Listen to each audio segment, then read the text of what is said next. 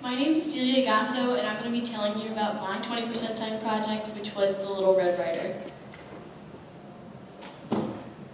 So first things first, we should talk about the name.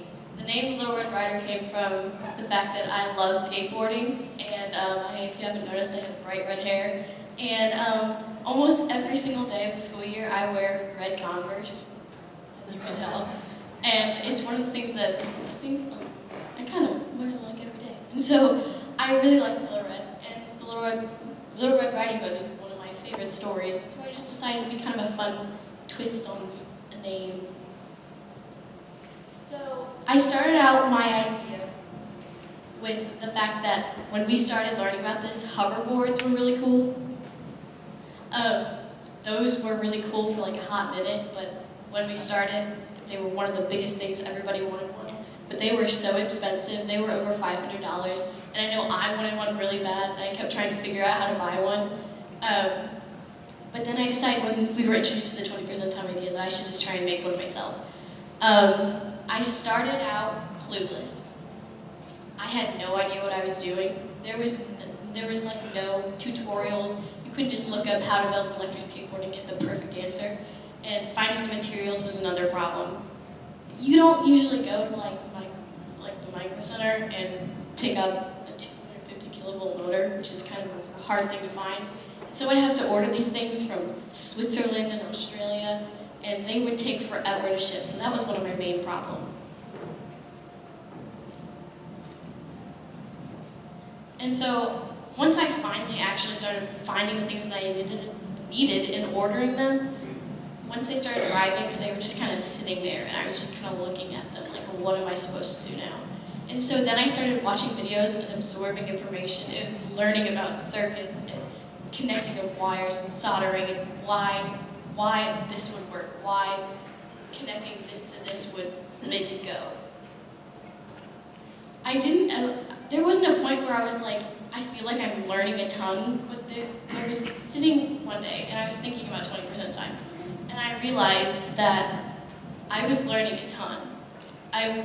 It didn't feel like I was becoming a genius, but if somebody asked me, hey, do you know how to do this with building an electric skateboard? I could tell them what they needed to do, and that was like a big thing for me. I was like, before this, I had no idea what I was gonna do. So I began my blog, which is something I do a lot more than I even know most people do. I blog more than once a week. And I got over 1,000 page views, which was pretty cool. And so that was one of my big milestones. I began building, and I realized that this was going to be a lot harder than I thought it was going to be. I kept buying the wrong things, and I'd have to order new parts, and then I'd have to charge the battery, and then I realized I bought the wrong battery, and then I bought the wrong speed controller, because there wasn't really like a website where I could know exactly what I needed to buy. And so I finally got it all together, and it was working. It was working, and then it broke, which really made me really mad. There was one tiny piece that fell off, and then as I was fixing it, the motor broke.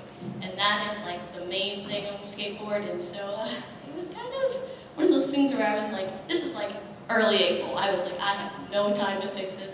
But anyway, I tried to fix it.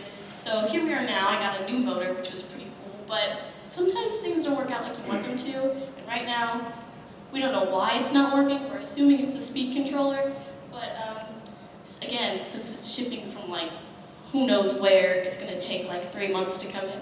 And so we finally figured out what was wrong with it like 2 days ago. Like, this is how much I've been, like, I would go down and look at this every single day after school, and I would be like, no, oh no, I got myself in way too deep here. And so I made the first prototype, I guess you could say, and then it broke. So this is technically the second prototype, but not really. It's just kind of the hack job skateboard. So go to the next slide. And I'll show you a video that has it actually working.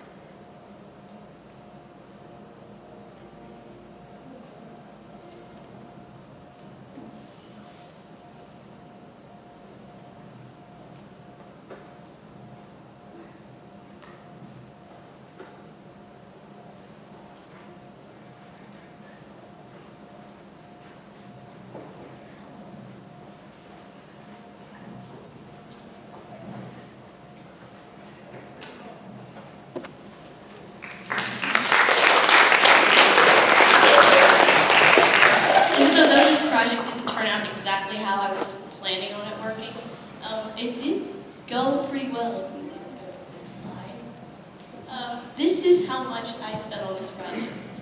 $396.99. About. I got the prices of everything now, and they might have been different, they might have been on sale. I included shipping, but next one, please. This is how much it would cost for you to build one of these yourselves compared to paying $2,000 for an electrical onboard right now. Because these are a relatively new invention, so they are selling for a ton of money. So the reason mine cost so much more is, again, because I had to keep rebuying the parts because they kept breaking or I kept buying the wrong things, which was really hard. Next slide. And so I would like to thank my mentors, Matt Wolf, Willie Wolf, Matt Wolf Jr. This whole family helped me learn everything I needed to know about building this. Brent Rasselmeyer, who taught me how to drill holes in the wheels, which was kind of cool. And then my mom, who I was sitting there looking at nothing, and she'd be like, Celia, you need to go down and work on your project tonight. Do I really have to? This is due next week. I was like, oh, yeah. And she's like, we're going to go and we're going to figure out how to fix this. And I was like, okay. And so that was my 20%